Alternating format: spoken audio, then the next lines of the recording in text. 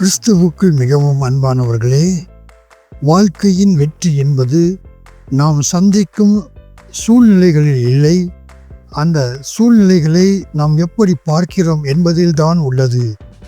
முதலில் சிந்தனையே நம் வாழ்வின் அஸ்திவாரம் என்பதை அறிந்து கொள்ள வேண்டும்.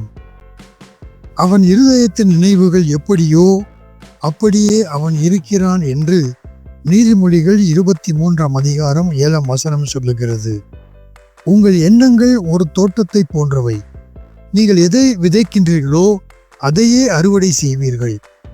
தோல்வியை சிந்தித்து கொண்டிருந்தால் வெற்றி உங்களை விட்டு தூர சென்று கொண்டே இருக்கும். ஜெயத்தை பெற முதலில் உங்கள் சிந்தனையில் ஜெயத்தை காண வேண்டும். அடுத்ததாக நம் மனதை நாம் மறுரூபமாக்க வேண்டும்.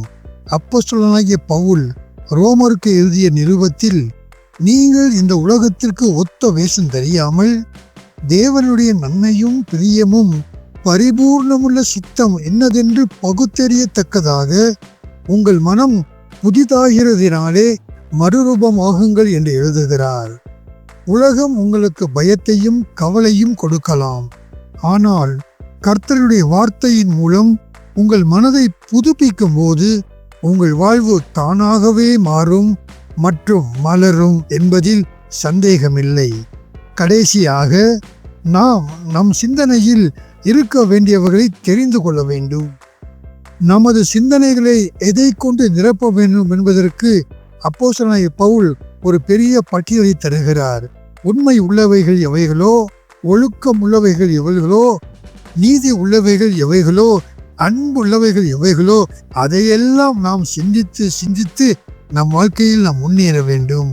சுருக்கமாக, எதிர்மறை எண்ணங்கள் ஒரு சிறைச்சாலை போன்றது.